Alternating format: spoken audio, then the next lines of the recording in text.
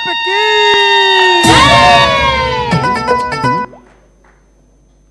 मला वाटलं मला गायचं की आता म्युझिक बरोबर. मी माझं सौभाग्य समजतो की तुम्ही आज मला इथे तुमच्या शपथविधीसाठी बोलवलेलं आहे. पण काही बोलायच्या आधी मी तुमची एक माफी मागू इच्छितो, कारण मला यायला 2 तास लागले आणि म्हणून मी विनम्रतेने तुमची माफी मागतो.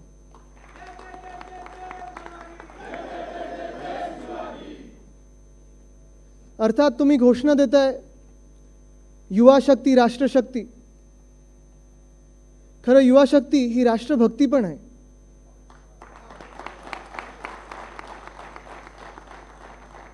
कारण आपण वर्षानुवर्ष पिढ्यानपिढ्या बघत आलेलो आहे की जो काही बदल घडवायचा असतो, जो काही बंड करायचा असतो, जे काही नवीन करायचं असतं ते आपण तरुण वयात करतो. मग तिथे तुम्ही ते 2 फोटोज बघताय. आपण नुसतं सहज म्हणून हार नाही घालत शिवाजी महाराजांना किंवा महाराणा प्रतापना. तेव्हा तेही तरुण होते.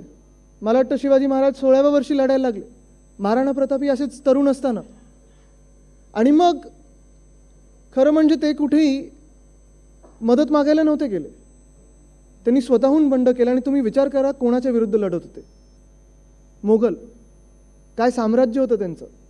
म्हणजे असं म्हटलं जातं की जेव्हा बादशाह जहांगीरच्या राज्यात दरबारात इंग्रज आले, तेव्हा इंग्रज हे छोट्या गावाकडून एका मोठ्या मोगलाईकडे येत होते. असं ते राज्य होतं.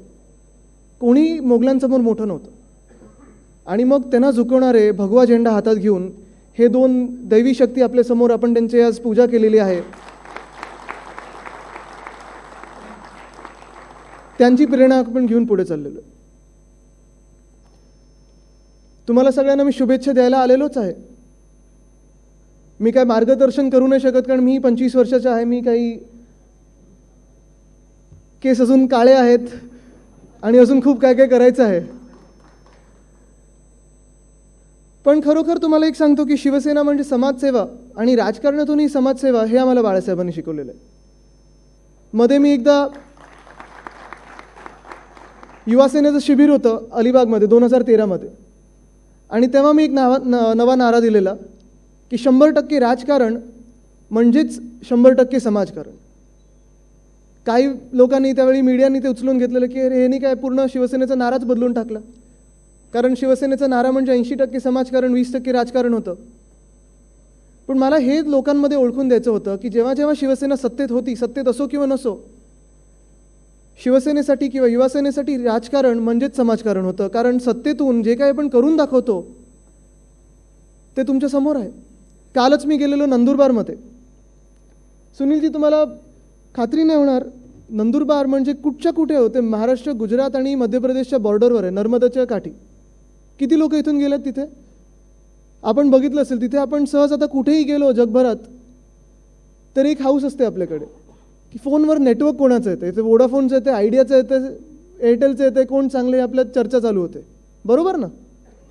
कारण आपण सगळेच फेसबुकवर असाल, ट्विटरवर असाल. किती लोक फेसबुकवर आहात? म्हणजे काही काही ठिकाणी मी खरं आश्चर्य होतं बघून. ठाणे ग्रामीणमध्ये जवाहर मोखाड्यात जातो तेव्हा लोकांकडे पाणी नसतं, मराठवाड्यात पाणी नसतं, पण फेसबुक आहे.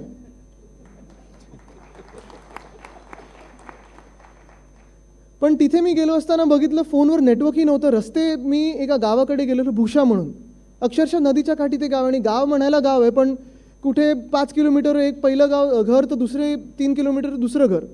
वीज नाही, काही नाही तिथे.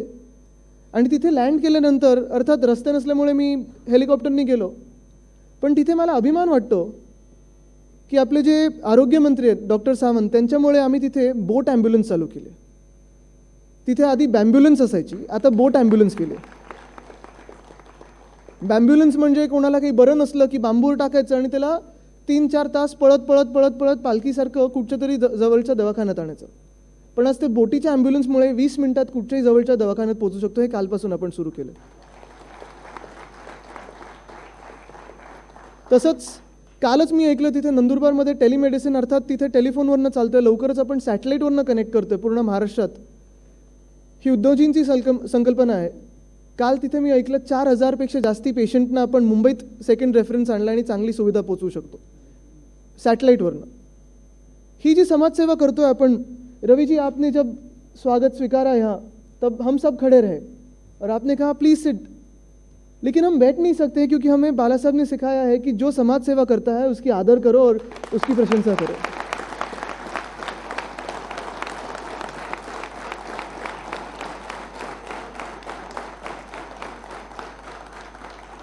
तो वो एक रिफ्लेक्स एक्शन जैसे ही हो गई। अभी कोई समाज सेवा में आ गया है तो उसका आदर करना जरुरी है। आणि हे सगळं करत असताना तुम्ही सगळ्यांनी आज शपथ घेतलेली आहे। मला वाटतं 3 वर्षाची तुमची टर्म आहे, बरोबर आहे? कुठून कुठून तुम्ही सगळे आलेलात?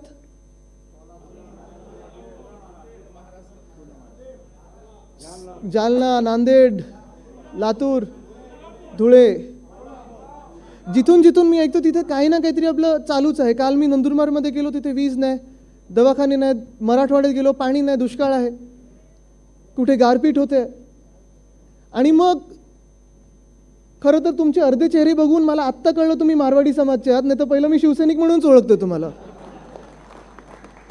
किती दिलेत आपल्याकडून, म्हणजे नावं घ्यावी तेवढी कमी। पूर्ण संभाजीनगर, आम्ही औरंगाबाद बोलत नाही, तुम्ही पण बोलत नसाल मला वाटतं। जात धर्म म्हणून नाही, पण जो स्वराज्यावर चालून आला तो आपला नाहीच, तर संभाजीनगर बोलतो। तिथून तर मला आठवतं आपले धूत साहेब आहेत, 3 टर्म MP आहेत, जयस्वालजी आहेत, किती किती लोक आहेत, नाव घ्यायची तरी कमी आहेत। मुंदळ साहेब तर आहेच, पण हे ना मी आज समजलं मला की हे मारवाडी समाजचे आहेत, बरोबर ना? ते तुम्ही तुमच्या बाजूला बसलेत त्यांना एक्सपेन्शन करायला सांगा पहिलं।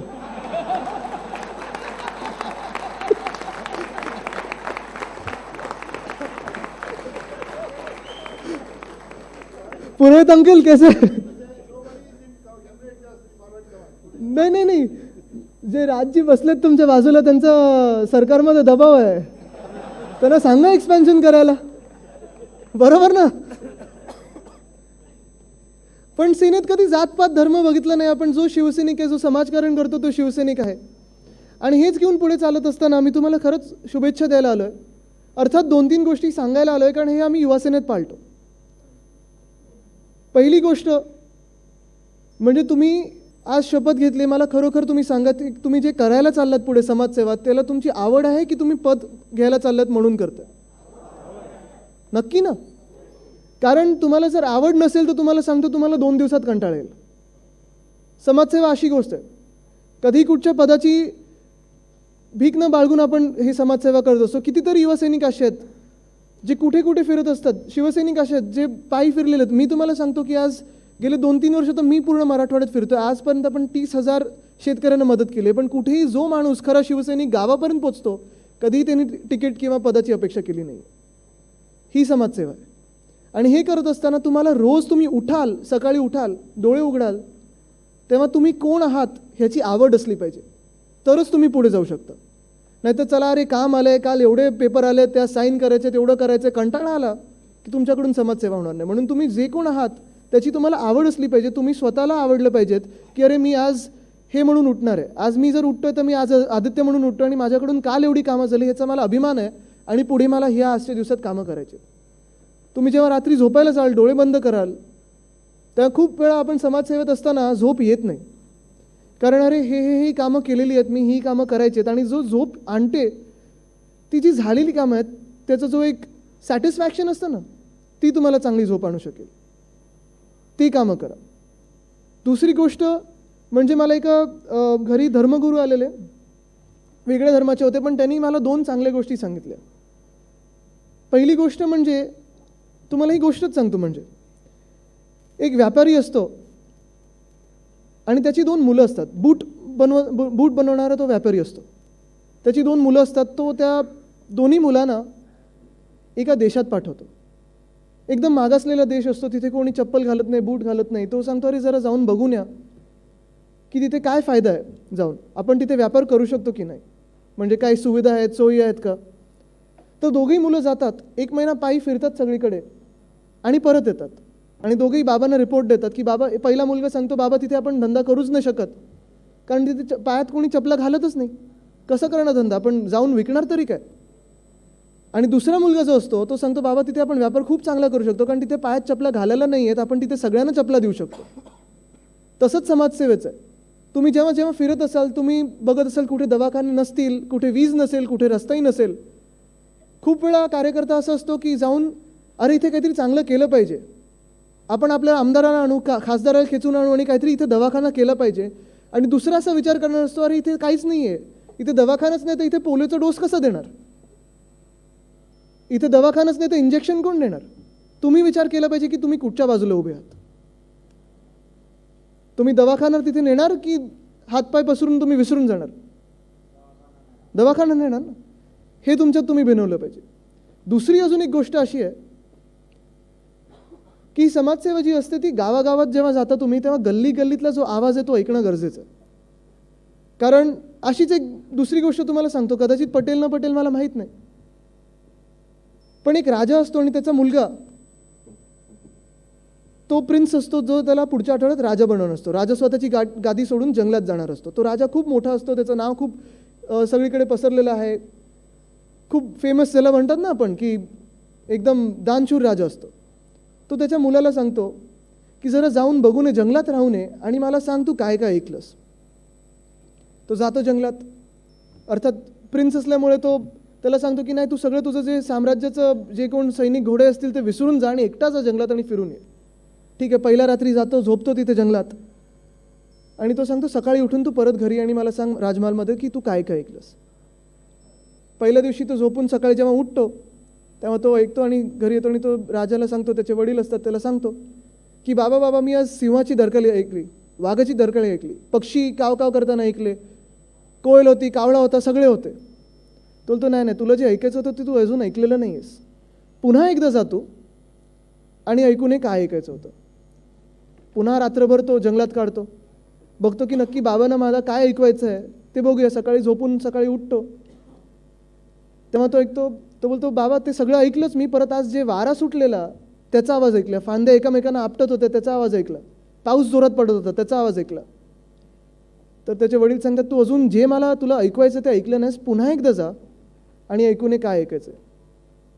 पुन्हा एकदा जातो तो आणि तिसऱ्या दिवशी सकाळी जेव्हा तो उठतो तेव्हा तो पुन्हा एकदा येतो आणि अजून बारकाईने ऐकतो ते. आणि तेव्हा जे ऐकलेलं असतं ना त्यांनी ते खरं बरोबर असतं.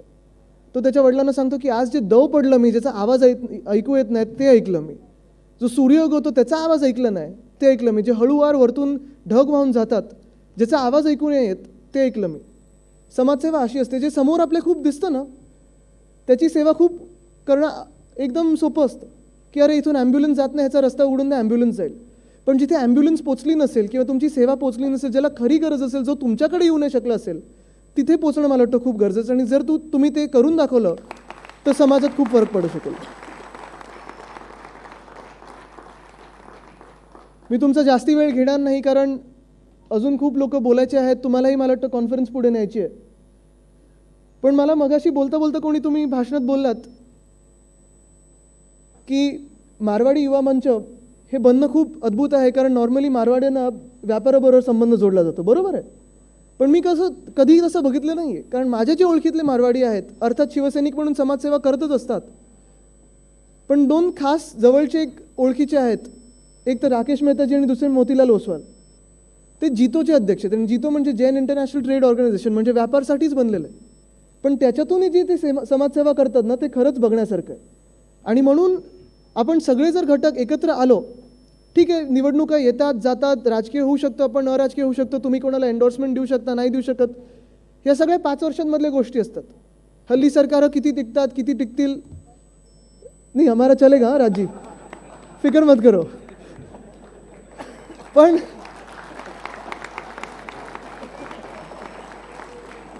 नाही मी इतर राज्यांबद्दल बोलत होतो. पण हे सगळं चालू असताना आपण आपल्या कार्यकालमध्ये नक्की काय देतोय ह्याचं सॅटिस्फॅक्शन तुम्हाला सगळ्यात जास्ती असायला पाहिजे. मी तरुण मुलांना खूप वेळा सांगत असतो, तुम्ही किती लोकांना माहीत नाही पण बॅटमॅन तर तुम्हाला सगळ्यांना माहिती असेल ना, बरोबर ना. असं तुम्ही काम केलं पाहिजे. बॅटमॅन हे खरं तर कार्टूनमधलं उदाहरण आहे, पण तो रात्री काम करतो आणि जो ते काम करतो ते दुसऱ्या कोणालाही माहिती नसतं, पण त्याला स्वतःचा अभिमान असतो की मी हे काम करून दाखवलं. तसंच मी मुंबईत काम करते, महाराष्ट्रात काम करतो, किती लोकांपर्यंत पोचलो, किती लोकांची मदत केली. ठीक आहे मी इकडून 3 लोकांची मदत केली असेल, बाकी कोणाला माहितीही नसेल, पण मला ते बरं वाटतं की मी ह्या 3 लोकांची मदत केली आणि ती खरी समाजसेवा आहे. तुम्हाला खूप खूप शुभेच्छा देण्यासाठी आलेलोच आहे मी, पण अजून एक सांगतो की पुढच्या वर्षीचं मला आमंत्रण मला वाटतं तुम्ही केलेलं आहे, पण माझी एक अट आहे, छोटीशी अट आहे की पुढच्या वर्षी तुम्ही मला बोलवलं तर अर्थात तुम्ही रिपोर्ट वगैरे मला द्यालच काय आहे, पण जेवणासाठी तुम्ही हळदीची सब्जी ठेवली पाहिजे तरच मी येईन नक्की. काय बरोबर ठेवणार ना, कारण ते मला सगळ्यात आवडतं पदार्थ येतो. एवढंच सांगून तुमची खूप खूप तुम्हाला शुभेच्छा देतो आणि तुम्हाला अजून एक शपथ देतोय मी आणि वचन देतोय की आहे आपलं सरकार आहे, शिवसेना भाजपचं सरकार आहे, सगळे आपलेच मंत्री आहेत, खासदार आहेत, दिल्लीत आहेत, मुंबईत आहेत. पण हे सगळं असताना, लोकप्रतिनिधी असताना तुम्ही तरुण म्हणून कधीही माझ्याकडे आलात, कधीही मला फेसबुकवर कॉन्टॅक्ट केलात, तर माझे दरवाजे तुमच्यासाठी नेहमी उघडे आहेत.